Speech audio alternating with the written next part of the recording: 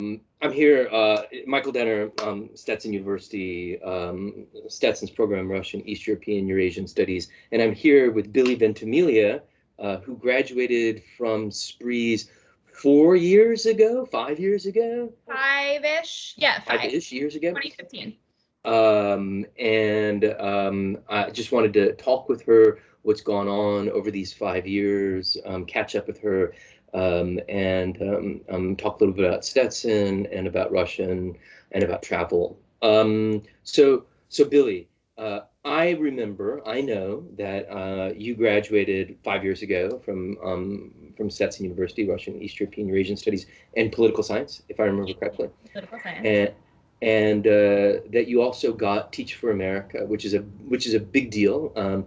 Teach for America is a program that takes talented and distinguished graduates and puts them in high needs school systems, and they train them. And there's lots of really bad things that you can say about Teach for America, but as with many things in life, there's lots of very positive things that you can say about TFA. And so I guess I'll start there, and I'll say, like, bring us up to date. How was TFA? How was teaching? You were in Brooklyn, if I remember correctly. Bronx. Yeah. Sorry, the other one. So bring me up to date and talk to us a little bit about graduating and the process that you went through in that summer, and then you started in the Bronx. Go. Sure. So I graduated, applied for the program. I was born in New York, so they choose high needs areas, low income, Title IX schools mostly. It should be noted that your name is Ventimiglia, but your mom is Russian.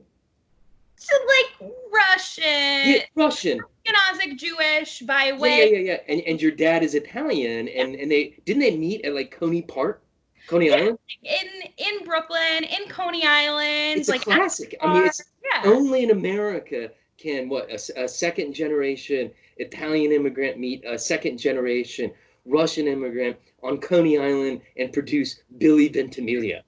Yeah. Sorry, Billie, I had to interrupt you there on that one. Mindy Finkelstein, Ralph Ventimiglia. They have Billie. That's awesome. All right, so go on. That's America. I love America for stuff like that. Yeah. So I went to Teach for America. They do like academy boot camp kind of thing when you arrive, kind of train you like how to be a teacher, because obviously like Russian and political science, not a lot of hard teaching skills happening. So they train you. Like we said, good and bad. 6 weeks of training. I was in Camden, New Jersey, living at Temple University. And then I was like whirlwind interviews. I have family in New York and Long Island. So, I'm skipping around, but placement, basically they have you choose like your top 5. Most of mine were in Florida. And then they sent me to New York. And I remember you being like, you're not going to go. Like, that's stupid. Go. And I did. Yeah. So they send you on like a whirlwind of interviews, and I interviewed at like 3 different schools. And then they kind of match you. They're like, we think you're going to be a great elementary school teacher. We're going to send you to the Bronx. This is your school. It's kind of like mutual acceptance. And then I was teaching. So I started teaching science. I was enrolled in Fordham for grad school. So I have a master's of science in teaching. Is my like professional certificate from Fordham. And they had and you thought highly of that degree and experience generally. Yeah, I really which surprised me. Yeah, it was good. Because a lot of education master's programs can kind of be like degree mills, But I will say they did understand, like, we're teaching full time. When I first started at my school, it was a charter school, and I was getting into the building at 7 a.m. and leaving the building at 7 p.m. and then rushing off to Fordham. So it was exhausting the first 2 years. And then I stayed on 2 more years at my school in the Bronx as a TFA alumni. I taught 2nd grade and 3rd grade special education. And I would have taught 4th grade. I would have moved up with my kids if I stayed. But now I am at FSU. So you and I stayed in pretty frequent touch when you were teaching, and you surprised yourself by really liking it a lot. Yeah. I didn't think I would necessarily. Like I was never the kid who's like playing with their dolls, like playing school, things like that. I was like, I didn't want to be a teacher, right? Like that was not my dream job, but I really fell in love with the kids and our community, and it was very important to me. That's good to hear. So now what happened after Bronx? Yeah, so now right now I'm in South Florida. I have a new 10-day-old nephew. But I was offered a research assistantship and tuition waiver at FSU. So I am a student of urban and regional planning, specializing in transportation and neighborhood and community design. Are you seeking a master's or a PhD in that program? So it's a master's right now. They have the option to go PhD. I don't know if I will, but that's where I am right now. You finished your first year in that program in May. Yes. And of course, that was an incredibly tumultuous experience for everyone. And I'm sure that your first year as a graduate student, it was even more tumultuous. Last, I remember reading an update from you, and you were working for the public health department at some point. What's up with that? How did that happen?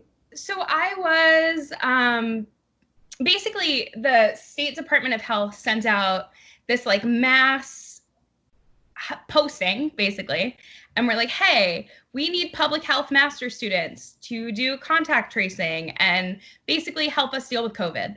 And then they ran out of public health students. Like there are not enough in the state of Florida. So we're like, planning is kind of like public health. Like send it to that listserv too. So I was literally placed in Lee County doing contact tracing. And I was there for like a month, living out of a hotel, doing their tracing. So basically like if someone tests positive, you call them and you're like, where do you work? Who were you with? Stay home. So I've been I did that for a month. I got back to Tallahassee on June 18th. Sorry, May 18th. Yes, okay. Like dates are now like I just wish everybody happy hump day no matter what day of the week it is, because was that a good job? Did you enjoy that experience working for the exhausting? We were working like 12-hour days in an office. Yeah. Good. We were paid really well. We were also like offered rental cars and hotel and like $36 a day per diem. Why didn't you keep doing it? So I have an internship now for my major. Yeah, which is important. Yeah. I assume that internship is all remote as well. I went in. So it is, I'm working for a hazard mitigation firm that contracts out of the Division of Emergency Management. So I'm working on like Hurricane Irma mitigation grants.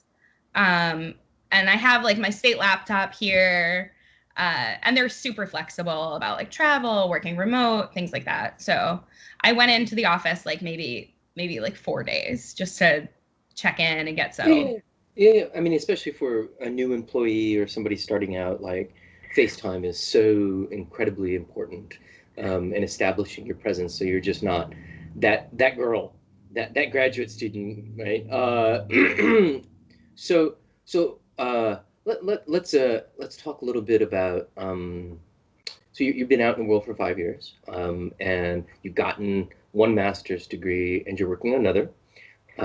You loved your job. You were paid okay in that job. The whole myth of poor pay for teachers. It's complicated, but it's largely a myth. I would say it like highly depends on the state, right? So like I would never be an elementary school teacher in Florida. No, like no offense to people who are, but like the pay is not worth it to me. Yeah, like 47 by the way. Pay, yeah. So like I have no problem saying I was making 73 in New York. Yeah, you can live as a single woman on $73,000. There were, I wish my rent were lower, but it was definitely comfortable. Was it a shock to move from the Bronx to? You didn't live in the Bronx, did you? No. So I lived in Manhattan and then I lived in Queens. So, but what was it? Was it a shock to move from Manhattan to Tallahassee? Oh, so first of all, I hate driving. Like, I loathe driving. I had to buy a car. I'm like, what? No, like, I don't want to do this. You studied transportation, Billie. Yeah. And I was like, I could talk about the MTA for hours. Yeah. I was like, I don't want to drive. Like, what is this? And no one in Tallahassee knows how to use a turn signal. It's a thing. Yeah. And I own a career with someone once a week. So hate driving.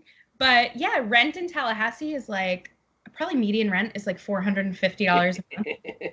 What could you get for $450 in Manhattan?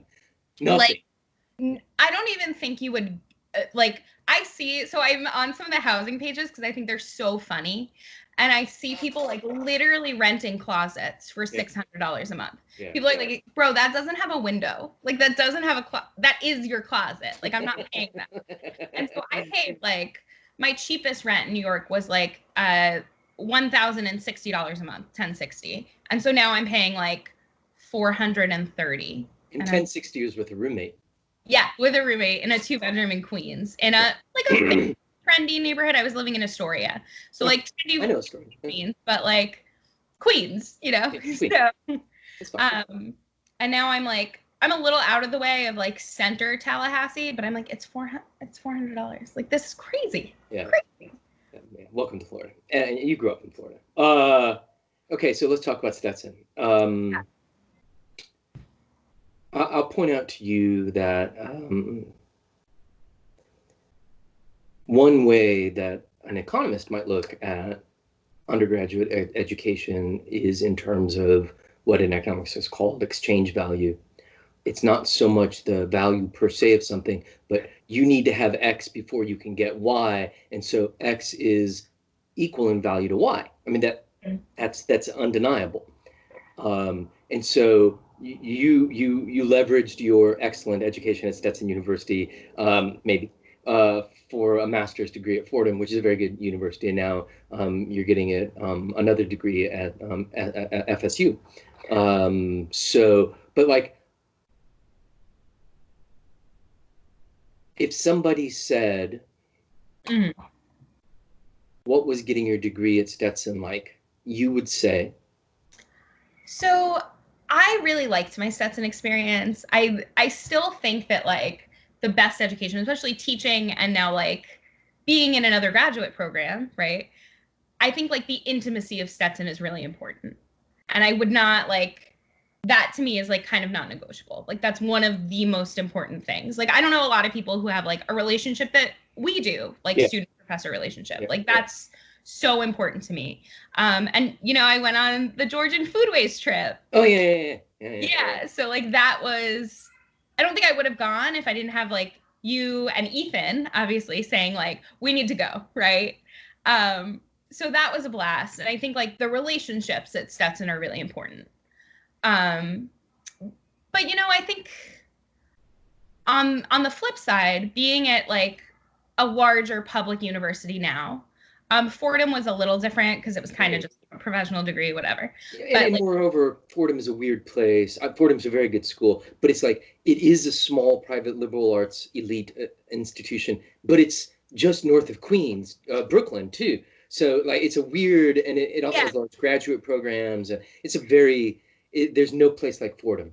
Yeah, I was going to like the Lincoln Center campus, like the graduate campus, but graduation was at like the Bronx campus, and we're like, oh, this is nice. Yeah, it's a nice campus. You know? So, how did you get from Queens to the Fordham campus near Carnegie? That's impossible. You can't get. I wasn't living in Queens, and when I was doing that, I was going from my school, which is in the South Bronx, off like the D. So I would get on the train, like run to the train, because I was like, I have to be there at like 7 o'clock. It's now 6 o'clock already. And when the A or the D runs really well, running express, you can get there in like 17 minutes. Yeah, that's good. That's good. 59th Street. But it's so hard. It's so hard to get to Carnegie. That whole neighborhood, like no matter where you are in Manhattan, you can't get there. Like it's easier to walk. All right. Anyway,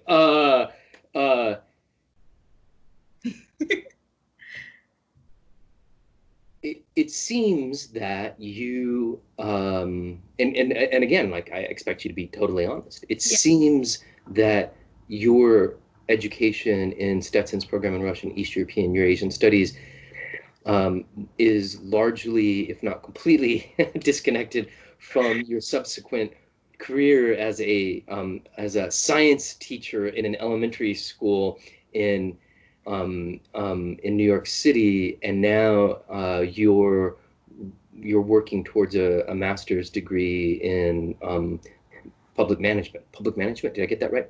Planning? Planning. So urban and regional planning, and a lot of they're all the same. Our joint programs are very, you know. So is that true? That it's totally unrelated? Probably yes. I think it was probably like an interesting thing to see, like when Teach for America looked at my resume and was like, Russian, like Russian political science, like weird. Okay. You know, it was actually kind of valuable during the hiring process at these charter schools because they have a lot of schools in Brooklyn, right? I think they were like, oh, we have parents that speak Russian. But then I was in the Bronx. So I think it depends. I think I don't want to say like a novelty because I really enjoyed it. But at the same time, I think it is a little disconnected, obviously, from what I'm doing now. It's funny. I'll point out, and this doesn't totally make sense to you yet. And I don't know, and maybe I'm wrong, although I don't think I am. So I look at my own undergraduate career. My undergraduate was in political science, and like by accident, in Russian, and it should have been in econ, but like, it's complicated. And like I honestly don't remember a single thing I learned as an undergraduate, except for Russian, which like it turned out that was like a skill that I learned as an undergraduate, and that meant a lot to me subsequently. But it was like literally accidental. Like I don't particularly know why I decided to take Russian, and I only accidentally ended up majoring in it because I spent my second semester of my senior year abroad, and they just like so. But I'll point this out that there's an inverted relationship with my undergraduate education, and I think that this is generally true. The farther you get from graduation, the less important what you majored in and the classes and the information that you learned. I mean, that's obvious. Like my knowledge of political science is really super dated because I got my undergraduate degree in 1991. And so those countries don't even exist anymore. But the fact that I got a bachelor's has meant everything, and in the sense that like it opened up doors.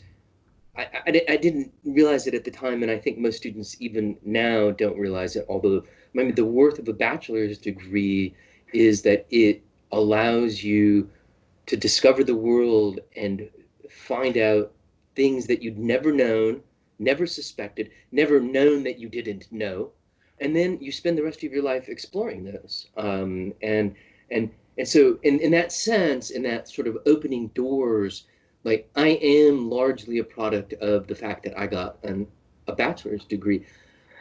And the actual information that I got is relatively unimportant. And then I'll add also what you already said, Billy, and this is absolutely true. In many respects, the value of an undergraduate education is the people you meet, not just your peers, but also like your professors, because what you get is a whole different set of models of ways of relations with the world. And so you see you meet people you would have never met, and you like what's it like to be a gay man, and how does a gay man act? Like I don't know, I'm straight. You're a chick. But so you get all these different models, including of course your professors, and that's profoundly important to me as an intellectual later on as a professor, because I largely reenact the roles of professors that I had as an undergraduate and graduate student. So that's good. Like what I think if we talk to Billie in 20 years, in fact, your answers would be remarkably similar. Interestingly. Yeah, I think so, because I think like I said, I don't remember what I learned in like American government as a freshman. Like I remember it, but it's like whatever. Give yourself 10 years and you'll have forgotten it completely. Trust me. Too, like so not to brag, but like graduate school comes like pretty naturally. Yeah. I find, I'm also old, like for my program. Like 27 is like old. Like someone was joking, like there are no millennials. I was like, bro, yeah. They're all like Gen Z.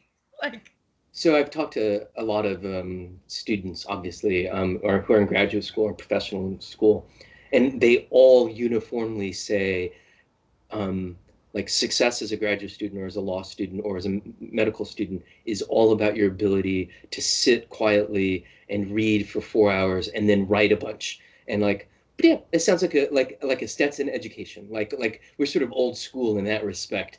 And we, I think, do a pretty good job of preparing students for success in graduate school. Yeah, I think even in, like I said, like education programs totally different. Like I don't really consider that like graduate school, even though I like have the degree to show for it. It didn't feel I get you. Yeah. But like this is really like I think there's also something to be said when you like what you're learning. Would you have ever, and it's like you would never have thought, like I don't want to be a teacher. You have no idea how many times students have said to me, I don't want to be a teacher. And I'm like, ugh. And I'm sure you said it to me. But like when I was like, I'm not going to New York. Like, is your bungalow for sale? I think I yelled at you about that. You did. That's the dumbest thing I've ever heard. Yeah. And you and Dr. Fowler were like, "Are you stupid? Are you you're not. No, you're not staying here, dummy. Go." Go. Yeah. Like getting you out. Like I can't think of another way that the world that you're now living in, that you would have had access to it without Stetson, and as a part of that, without sprees. Yeah, I think too, like, TFA is like obviously like on a resume looks great. It's an incredibly prestigious program. And I think too, like, I'm funded at FSU, which is great. Oh, I didn't know that. That's great. You're funded for TFA? No, sorry. Right. Yeah. But you got your Fordham degree for free as a fringe benefit, which is like non-trivial. Like that automatically added $10,000 a year to your salary, whether you realize that or not. But like that's what it did. Literally, they're like, once you're certified, you check a box and they review your certificate and they're like, great, here's your jump. Bravo. Yeah. But I think education. And I think at FSU, like I wrote and I don't know how they decide like who gets funded and who doesn't, but they asked for like a policy that you disagree with in the United States, like, and write like a policy, like criticism, like critical reflection on this policy and how you think it can be changed to like benefit people, right? Good question. I wrote about like elementary school taxes, like property taxes funding elementary schools. So I was like, this is something that I think gives a good perspective. And I think too, like my time management skills are unrivaled. Like, after teaching and stuff like that, like I could color code a Google sheet like it is my job. Like it was your job. It was my job. So, it is so my job. Billie, push back on this. Yeah. I remember, and you might have like just been, delirious or something, a conversation I had with you a couple years ago. And I said, why do you want to do Oh, like we were talking about graduate school, and Yeah. you called or I called, and we were chatting about different paths, and I was like, why do you want to do public policy? Why do you want to do urban studies? And you said that you remembered driving through Georgia, which has infamously bad roads, Yeah. and the realization that transportation was you can't have a healthy market, and you can't have the trade of goods absent a robust transportation grid. Yeah, and that's absolutely true. And I think like so part of the research I work on is kind of like linear roads, mapping, things like that. And there's kind of like a matrix they do when they look at like where roads should go. We're in the United States, we're not really building roads anymore. It's mostly developing countries. But they kind of have to do this thing where it's like, what impact will this have on this ecosystem versus like, what kind of economic development will this have for the people who live here? And, so you said earlier, like, how do you get from Queens to Manhattan? That's impossible. And so I moved to Queens and I was going Queens to the Bronx. It was like I would run to catch the bus. I would get on the select bus. It takes me to East Harlem. Then I then I would get on the train. Then I would take the 4 train up to like the Bronx, like 171st. And then I would get on a second train. And then I would finally either like walk or cab to my school. So that's nuts. In like the city with the greatest transportation. Yeah, right, no, exactly. Like that's what I was doing. Yeah. And I'm not sure that there's a city that has a significantly better transportation network. And yet getting from point A to point B was, as they say, multimodal. Yeah, super multimodal. I bought roller skates the other day, so I'm about to be really multimodal in Tallahassee. Are you going to get one of those electric scooters? I see students zipping past now on all these. So nervous. Like I see people on them, and I see like at FSU, like glued to your phone, like while you're on your little. I was like, "What are you? You're gonna get squished." Very dangerous. Yeah. Squished. Tallahassee is one of the most dangerous places for pedestrians in the United States. It's not built for pedestrians. It's built for vehicles to run over pedestrians. Exactly, and it happened sadly like twice this year. Yeah. So like terrifying. Yeah. So by the way, when I was in Warsaw last year this time, my daughter and I really got into those Lime scooters, the public scooters, and like we rode those for miles, and they're a blast. And so I'm thinking about getting a little DC scooter. They do have those. They have the rentals in Tallahassee. They're all on like FAMU Way. Yeah. But you just see them like Tallahassee has almost no sidewalks. I don't know if you know that. Oh, no. You can't do this absent a sidewalk. Forget it. Have sidewalk. It's crazy. I'm like, how did this place become a place? Like this Florida. And it looks like this. Yeah. No sidewalks anywhere. So it's just the most absurd thing. Like I don't know. But transportation is super important. It's the bottom line here. And fascinating and worthy of study. Okay. I'm gonna stop recording. You're gonna see that little light go off. Right. But we'll keep talking for a couple minutes because I want to say goodbye. And so say goodbye to everybody, Billie. Bye. Bye, everyone.